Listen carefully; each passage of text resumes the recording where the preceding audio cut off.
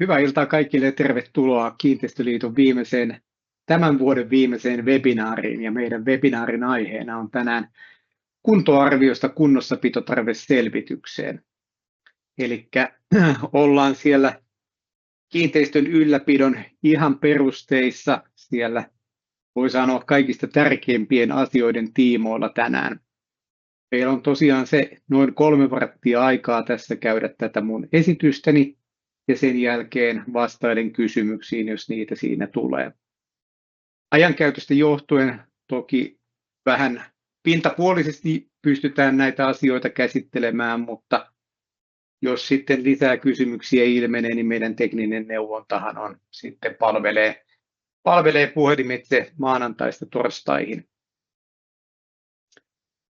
Tuossa mulla on vähän päivän agendaa, minkälaisia asioita me käydään tänään tähän aiheeseen liittyen läpi. Eli katsotaan vähän, mitä on kiinteistön suunnitelmallinen ylläpito, miten sitä harjoitetaan, mitä siihen sisältyy, minkälaisia työkaluja meillä on tämän kiinteistön suunnitelmallisen ylläpidon toteuttamiseen. Ja sitten sieltä niistä työkaluista tarkastellaan nyt lähemmin kuntoarvioita ja kuntotutkimuksia sekä sitten kiinteistön ylläpitostrategiaa, kunnossapitotarveselvitystä ja sitten toivon mukaan ehditään katsoa tuossa muutama dia vielä tuosta Kiinteistöliiton rakennuksen kuntosovellus Rakusta, joka osuu aika lailla kuin nenäpäähän tähän tämän illan teemaan ja siellä taloyhtiön hallitus pystyy sitten näitä asioita, mitä me tässä tänään käsitellään, niin laittamaan itselleen hyvään järjestykseen ja sieltä sitten muun muassa yhtiökokouksella hyvää dokumentaatiota. Tähän esityksen alkuun niin mä tein tällaisen hankepyramidin, eli oikeastaan sen takia, että pystyy tästä ehkä parhaiten kertomaan ja näyttämään teille sen, että mistä asioista me tänään puhutaan, miten ne liittyy jokaiseen sellaiseen vähänkin merkittävämpään korjaushankkeeseen, mitä taloyhtiössä elinkaaren aikana tehdään.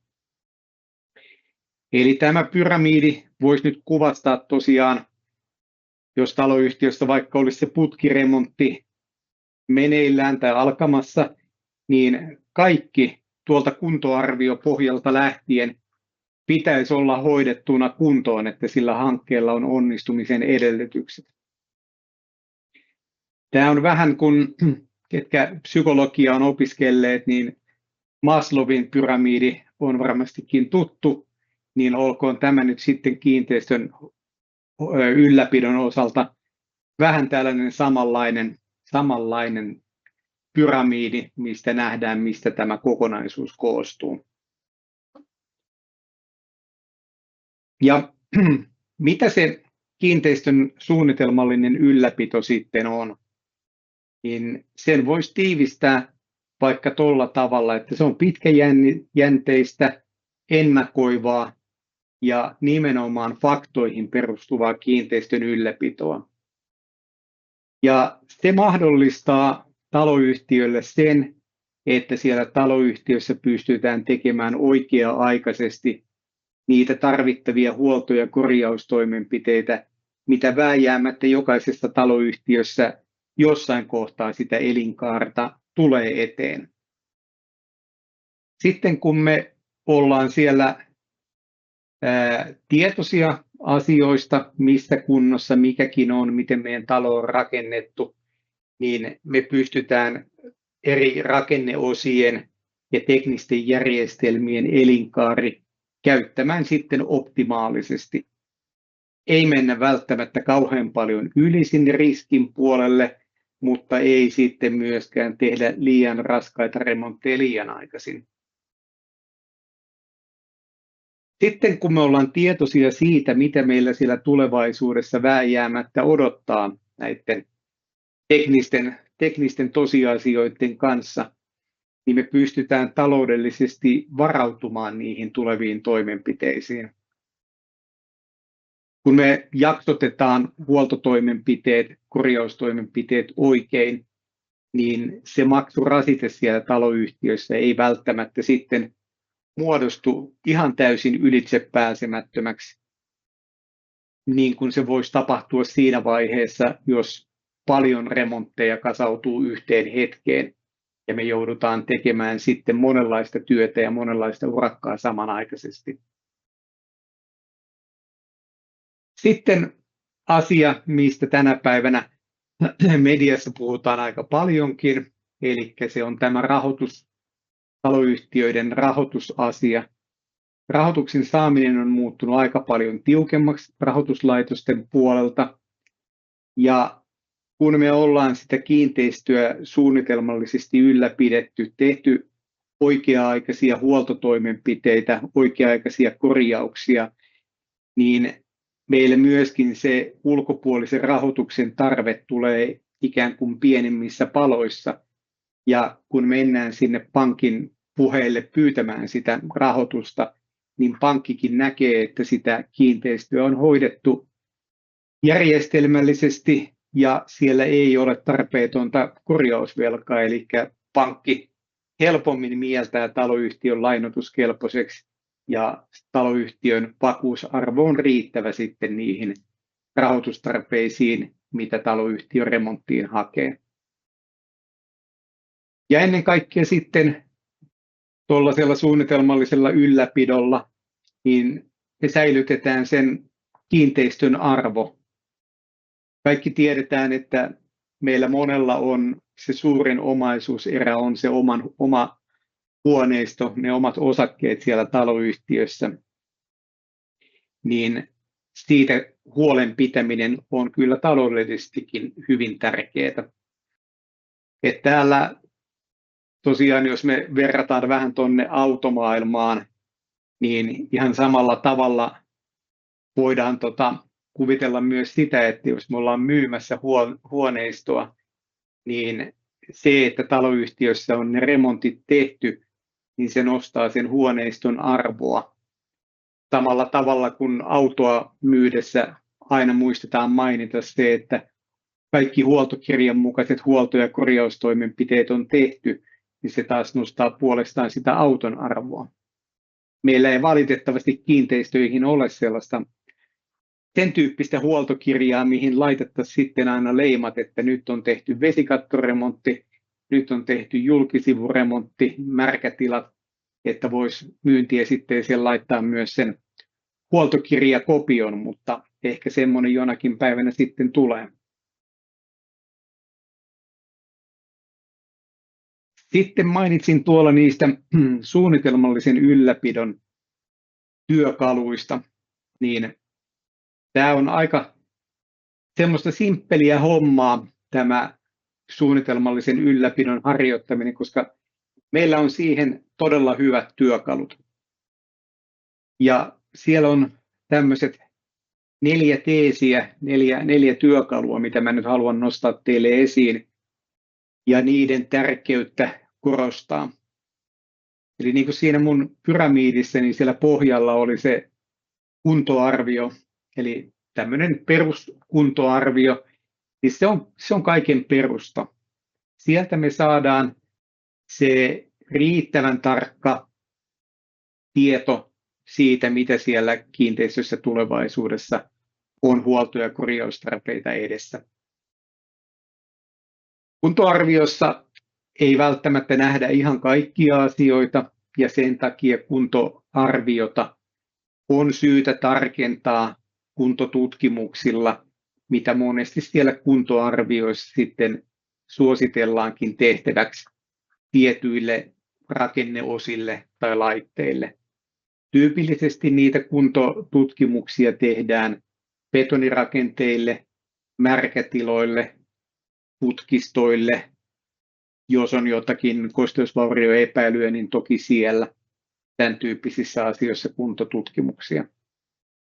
Sitten tärkeä työkalu on kiinteistön ylläpitostrategia, eli käytännössä se nivoo nämä asiantuntijoiden tekemät selvitykset sen yhtiön oman tahdon mukaiseksi ja sen oman strategian mukaiseksi. Eli sieltä me valitaan niitä toimenpiteitä ja aikatauluja, mitä me milloinkin tehdään sen mukaisesti, mitä me ollaan määritelty, mitä me siltä kiinteistöltä halutaan.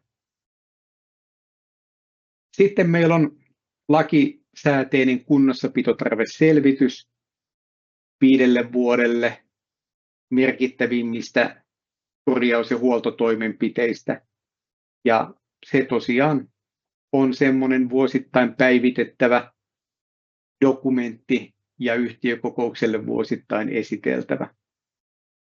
Että näistä muuthan ei ole millään tavalla lakisääteisiä, että se on ainoastaan tämä kunnossapitotarveselvitys. Ja uskaltaisin väittää sen, että kun tällaisen ohjeen mukaan siellä taloyhtiössä ollaan ja eletään, niin taloyhtiössä ei pitäisi tulla minkäänlaisia remontteja yllätyksenä taloyhtiölle. Että tästä on silloin sitä faktaa sille taloyhtiön päätöksenteolle ja aikaa ennakoida ja ottaa asioita ajoissa työn alle. Me ollaan tuossa korjausrakentamisbarometrissä tänä keväänä kysytty teiltä, että minkälaisia suunnitelmallisen ylläpidon välineitä taloyhtiöillä on käytössä. Ja täällä on kunnossapitosuunnitelmaa, 63% vastanneista on ilmoittanut, että semmoinen on tehty.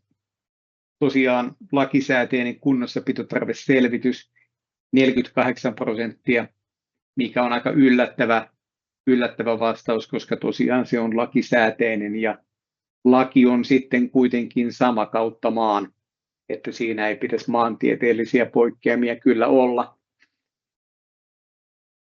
Voidaan sanoa, että tuolla on kyllä aika paljon parannettavaa noissa lukemissa ja varmasti kun sitä ennakointia enemmän harjoitetaan, niin niitä surullisia tarinoita, mitä tänä päivänä aika paljon tulee tuolta mediasta, niin tulisi ehkä tulevaisuudessa sitten vähemmän. Tuolla kysymyksissä on ollut mielenkiintoinen muita välineitä. 2% on vastannut sinne. En tiedä, onko niitä selvitetty, että mitä ne 2% sitten on ollut, mutta toivottavasti missään taloyhtiöissä nyt ei sammakkoon ainakaan tukeuduta näissä suunnitelmallisen ylläpidon välineissä. Sitten vähän noista tarkemmin kyselty kuntoarvioiden suhteen, niin puoleen reiluun 50% kuntoarvio voi sanoa, että se on ajantasainen, eli alta 10 vuotta vanha. Sitten alkaa olemaan lähestulkoon tosiaan se toinen puolisko, niin jo vähän sellaista vanhempaa, tai sitten ei ole mahdollisesti tehty ollenkaan, tai ei ole tietoisia siitä, että koska se on päivitetty tai onko sitä tehty.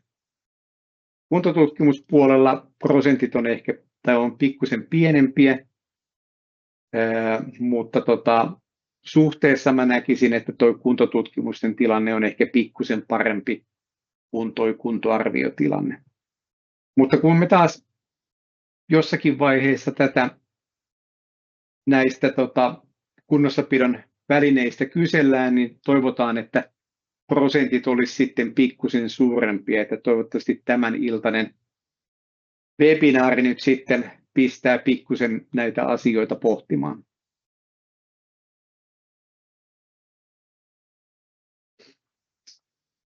Katsotaan sitten pikkusen sitä kuntoarviota, että minkälainen tai mikä se ylipäätään on. Sehän on asiantuntijoiden, yleensä sen suunnittelukonsulttitoimistosta 3 eri tekniikan alan asiantuntijaa, eli rakennustekniikan, LVI-tekniikan ja sähkötekniikan asiantuntijat, kiinteistön kiertää, tekee siellä silmämääräisen tarkastelun ja siltä pohjalta laatii sitten arvion sen kiinteistön rakenteiden, laitteiden ja järjestelmien kunnosta. Kuntoarvion yhteydessä laaditaan sitten kunnossapitosuunnitelmaehdotus taloyhtiölle. Yleensä se laaditaan 10 vuoden jänteellä ja monesti voi sanoa, että valtaosiltaan siellä on aina kustannusarvio sisältyy myös siihen kunnossapitosuunnitelmaehdotukseen. Tässä nyt oikeastaan korostaisin sitä, että se on nimenomaan kunnossapitosuunnitelmaehdotus. Eli se on niiden asiantuntijoiden asiantuntemukseen ja niihin havaintoihin liittyvä perustuva ehdotus siitä, että mitä ja milloin teidän pitäisi tehdä. Me tullaan hetken päästä sinne strategiaan, niin siellä strategiassa te sitten sen ehdotuksen muovaatte sitten sen oman strategianne mukaiseksi. Että se asiantuntijan sanoma nyt ei välttämättä sitten kuitenkaan ole ihan Jumalan sanaa ja kiveen hakattua, vaan te teette siitä kyllä sitten oman näköisenne ja omaan taloyhtiöönne ja oman taloyhtiön tilanteeseen sopivan suunnitelman, miten te etenette. Kuntoarviot on aika lailla, voisiko sanoa, määrämuotoisia tänä päivänä. Siellä on pari RT-korttia, jotka määrittää sitä tai ohjaa sen kuntoarvion tekemistä ja sen sisältöä.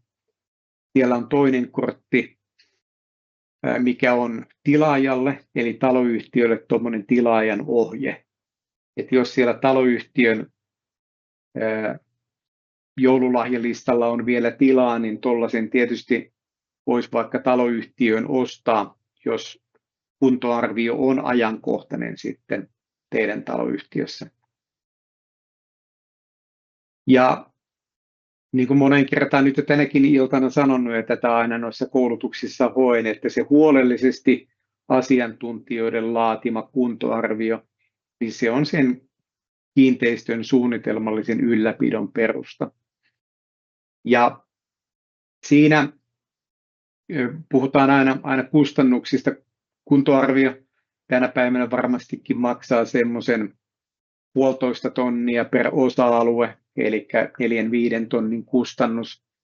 Se on loppujen lopuksi aika pieni raha, kun ajatellaan sitä kiinteistön kokonaisarvoa ja sitä, että jos se kokonaan sivuutetaan ja mennään ikään kuin fiilispohjalta niiden huoltojen ja remonttien kanssa, niin voidaan mennä aika tuntuvastikin pieleen silloin.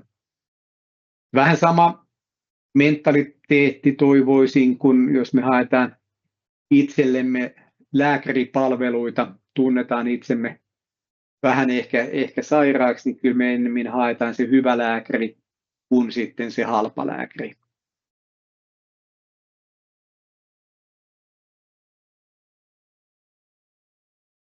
Sitten katsotaan vähän kuntotutkimuksia.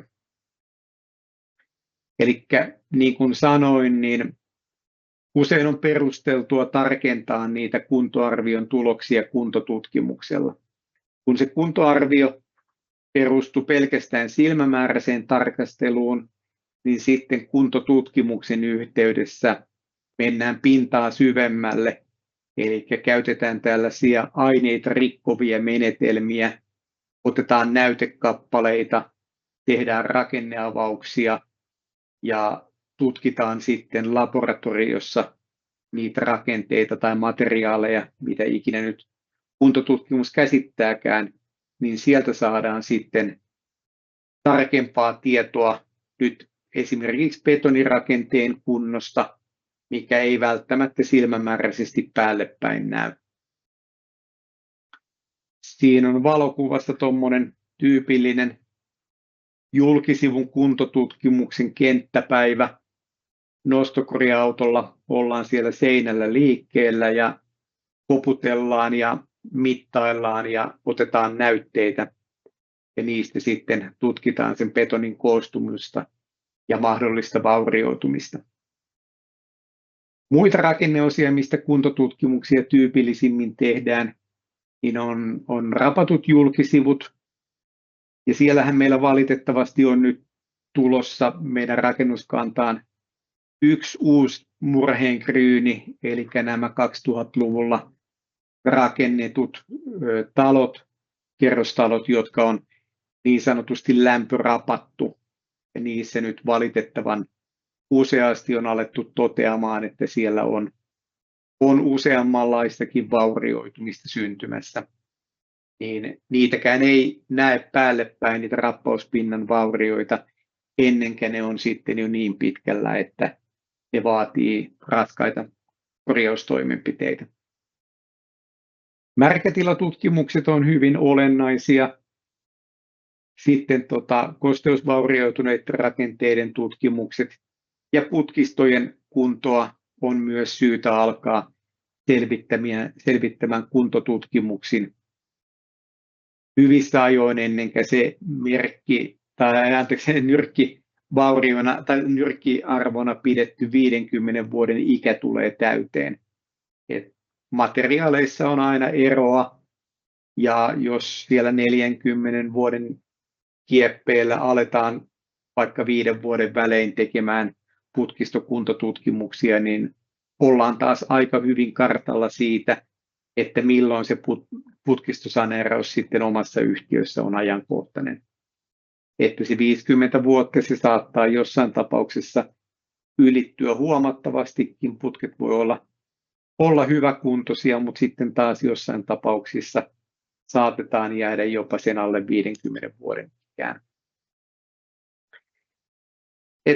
Niin kuin vanha sananlasku on, niin tutkitaan ennen kuin hutkitaan. Sama pätee myös tähän kiinteistön ylläpitoon ja korjausten eteenpäin viemiseen.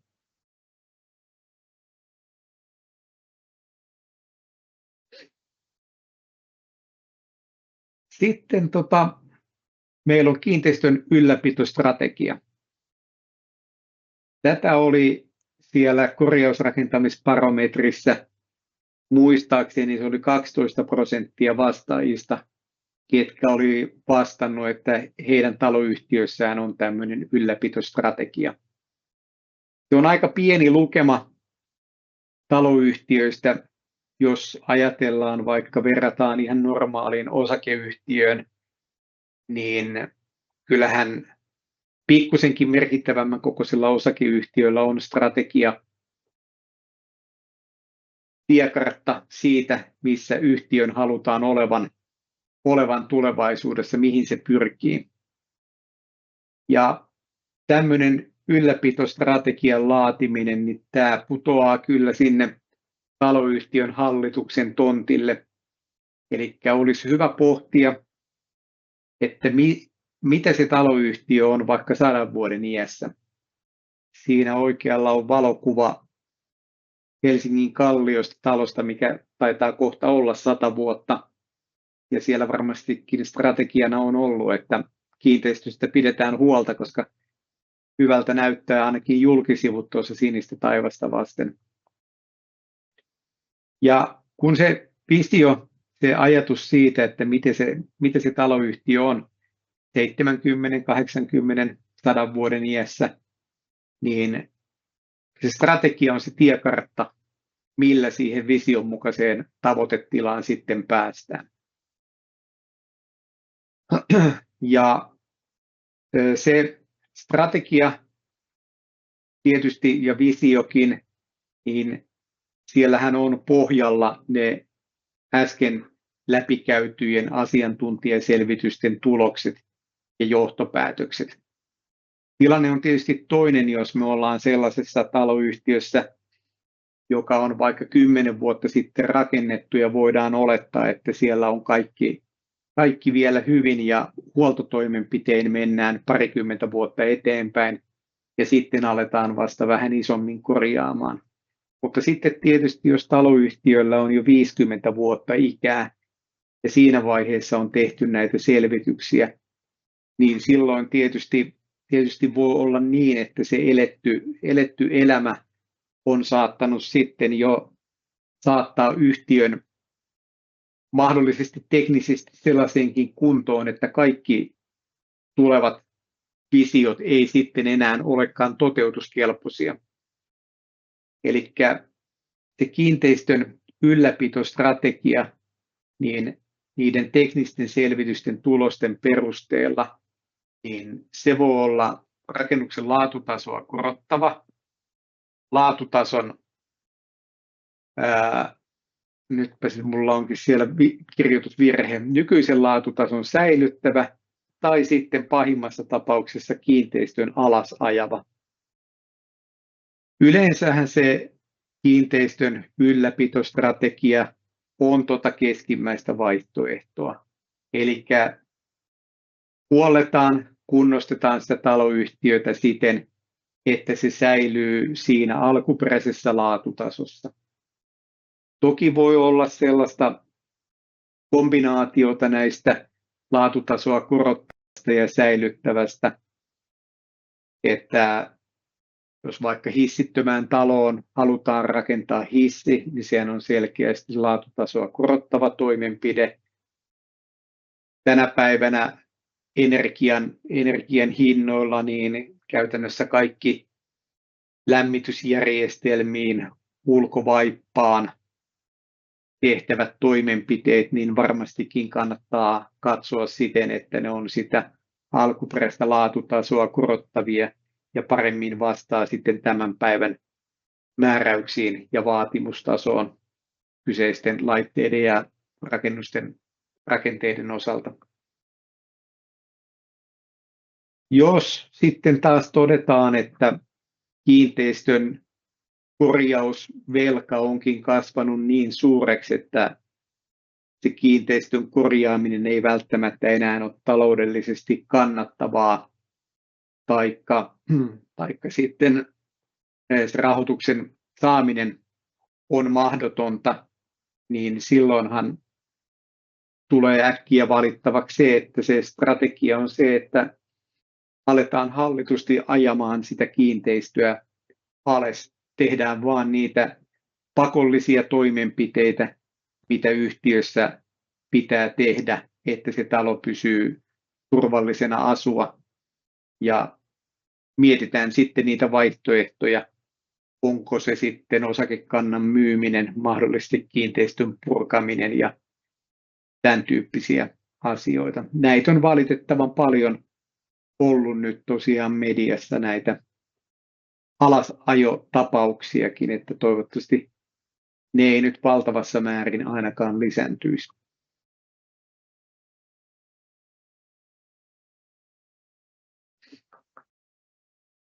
Sitten on tämä kiinteistön kunnossapitotarveselvitys.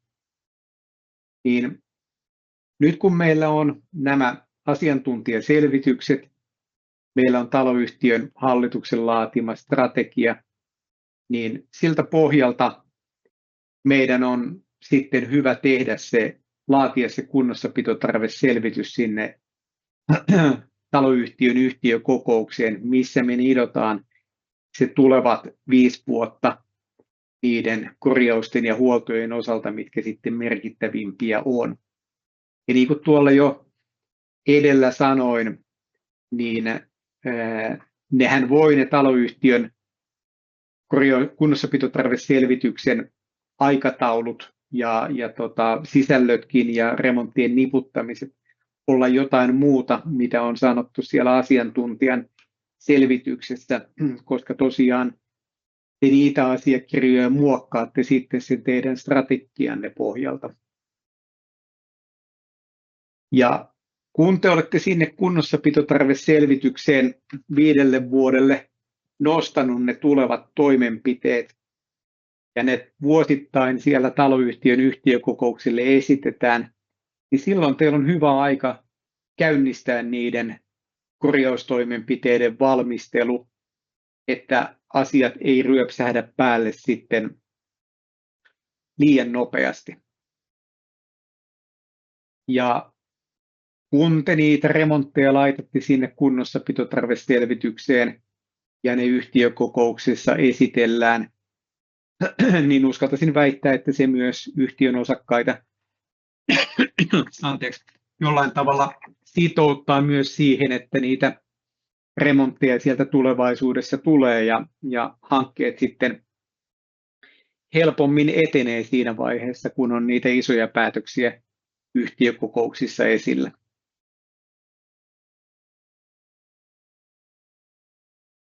Eli monenlaista tekemistä on siellä hallituksella, että se kiinteistö saadaan pidettyä näpeissään ja paljon on asioita, mitä pitää tehdä ja miten pitää varautua ja valmistautua.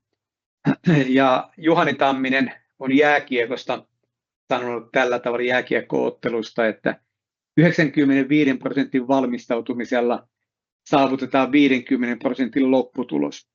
Niin jos me katsotaan taas sitä mun aluksi näyttämää pyramidia, niin jos niistä alemmista osioista alkaa paloja puuttumaan, niin aina huonommin se pyramidi silloin pysyy pystyssä. Et ehkä noista Tammisen sanoista on myös jonkunlaista ohjenuoraa sinne kiinteistön ylläpitoon ja suunnitelmalliseen kunnossapitoon.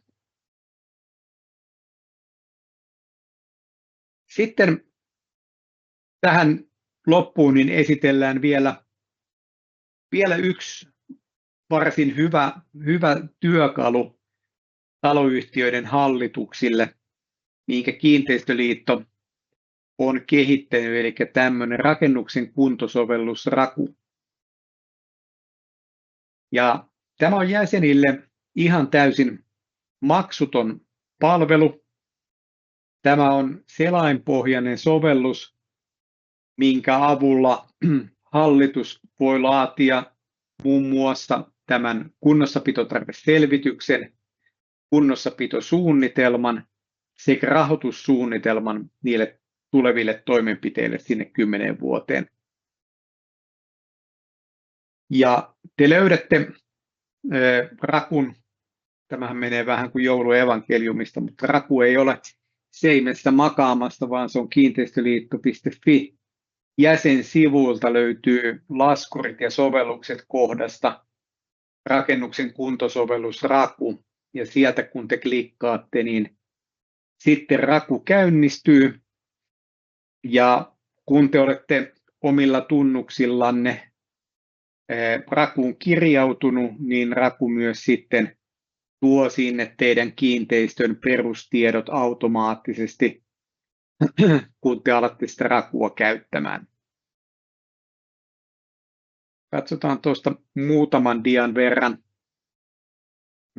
Tämä ei ole mikään Raku-koulutus.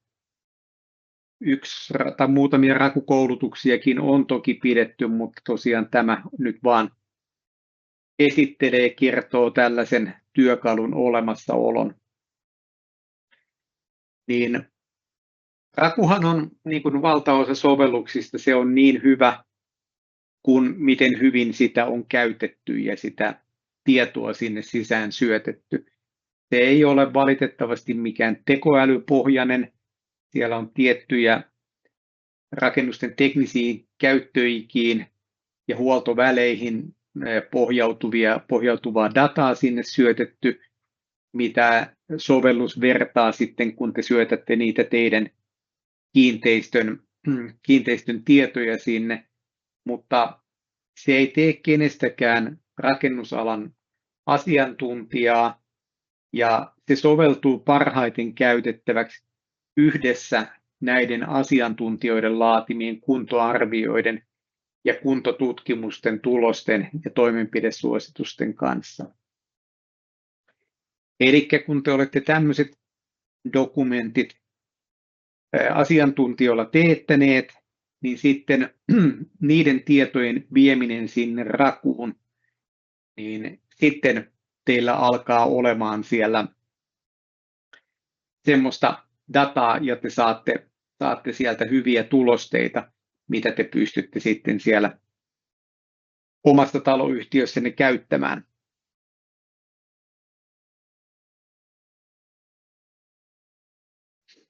Raku on rakennettu sillä tavalla, että se noudattaa yleisimpien kuntoarvoraporttien rakennetta ja logiikkaa. Eli sillä tavalla, vaikka hallitus sen omin voimin sen rakun naputtelisikin ajan tasalle kuntoarvioraportin ja kuntotutkimusraporttien pohjalta, niin logiikka pitäisi olla aika lailla yhtenevä. Ja tosiaan rakussakin nämä toimenpiteet aikataulutetaan, ja siellä te tosiaan pystytte sitten, jos te haluatte poiketa siitä asiantuntijan esittämistä korjausaikatauluista, niin te pystytte niitä sitten muokkaamaan oman ylläpitostrategian mukaisiin hetkiin sitten tehtäväksi. Tässä on kuvassa fiktiivinen, en ole itse asiassa tarkastanut, löytyykö jopa ASOY lintukoto, mutta ei ole kuitenkaan mikään oikea taloyhtiö, mikä mulla tässä nyt esimerkkinä on. Ja raku tosiaan, niin kun sitä täytetään, sitä teknistä osiota sieltä, niin se laatii automaattisesti kunnossapitotarveselvityksen 5 vuodelle sekä sitten kunnossapitosuunnitelman 10 vuodelle kustannusarvioineen, kun te täytätte niitä teknisen kunnon arviointiosiota. Eli se syntyy sieltä se osio ikään kuin itsestään. Sitten semmoinen hieno ominaisuus tuossa rakussa on se, että sinne pystytään laatimaan myös tämmöinen rahoitussuunnitelma, mutta se pitää laatia erikseen, että se ei synny tämän teknisen kunnon arvioinnin tulosten täyttämisenä. Että sinne pitää, kustannukset tulee tänne rahoitussuunnitelmaan, mutta sitten siellä pitää jokaiselle hankkeelle erikseen täyttää sinne laina-aika, mitä on ajateltu, että kyseistä toimenpidettä maksetaan, ja sitten arvioida jonkunlainen korkoprosentti, niin sitten raku jakaa sitä kustannusta euroa per neliö, se laskee sen sinne aina, siellä on normaali hoitovastike ja sitten erilaisia rahoitusvastikkeita. Ja rakuun pystytään tuomaan vanhoja remontteja, vanhoja lainoja, lisäämään ne myös sinne rahoitussuunnitelmaan. Eli jos taloyhtiöllä sellaisia on, niin nekin saa tonne näkymiin.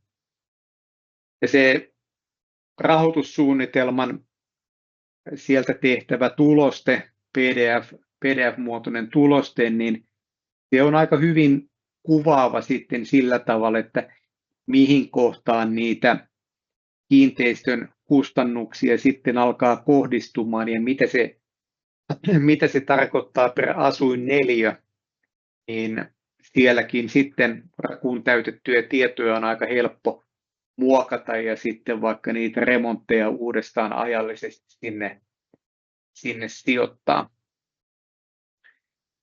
Ja rakusta saa useammanlaisia PDF-tulosteita. Tuossa oikealla puolella olevassa kuvakaappauksessa on valitse PDF-dokumenttiin sisällytettävät osiot, eli sieltä klikkaamalla saa sitten valittua, että mitä kaikkea haluaa siihen PDF-tulosteeseen sisältymään. Jos ottaa kaikki, niin silloin siellä on kiinteistön perustiedot, kunnossapitotarveselvitys, kunnossapitosuunnitelma 10 vuodelle ja sitten se rahoitussuunnitelma. Mutta jos esimerkiksi yhtiökokoukselle haluaa sieltä vaan kunnossapitotarveselvityksen, niin klikkaa sitten joko pelkästään kunnossapitotarveselvityksen kohdalle ruksin tai sitten perustiedot siihen mukaan, niin siitä saa varsin hyvän tulosteen sitten yhtiökokousmateriaaliin liitettäväksi.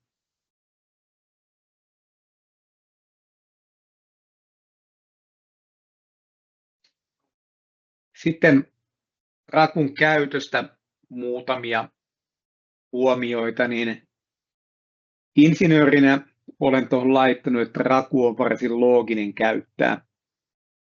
Joku saattaa olla siitä ehkä vähän toistakin mieltä, mutta niin kuin sanoin, se noudattaa aika lailla samaa logiikkaa kuin nämä kuntoarvioraportit, ja Rakuun pystyy tällä hetkellä oikeastaan minkä tahansa toimenpiteen sinne teknisiin osioihin kyllä lisäämään. Ei se varmastikaan ole yhtä käyttäjäystävällinen sovellus, mitä Windows-sovellukset tai muut isolla rahalla ohjelmistotalojen tekemät sovellukset, mutta uskaltaisin väittää, että se on looginen, käytettävä ja varsin hyvin taloyhtiön tarpeisiin soveltuva. Ensimmäisen rakun täyttämiseen on kuitenkin syytä varata aikaa ilta tai pari. Jos lähdetään ihan blankosta sitä rakua sinne hakkaamaan, niin kyllähän siinä hyvä tovi menee. Siellä on semmoinen toiminto, että pystytään klikkaamaan oletuksena rakun sisään syötetty tämmöinen 70-luvun tyyppi elementtitalo, ja Raku tekee pohjan ikään kuin tältä pohjalta, ja sitten muokkaaminen on tietysti nopeampaa kuin ihan tyhjästä lähteä ja tehdä kokonaan uutta. Rakuun syötettyjen tietojen muokkaaminen ja päivittäminen on yksinkertaista. Et siellä kaikki, mitä sinne on syötetty, saa erikseen avattua uudestaan ja muokattua ihan sanamuodoista tai sitten ajankohtaa, vuosilukua, kustannusta, rahoitussuunnitelman osalla korkoprosenttia, laina-aikaa. Kaikkea pystyy muokkaamaan.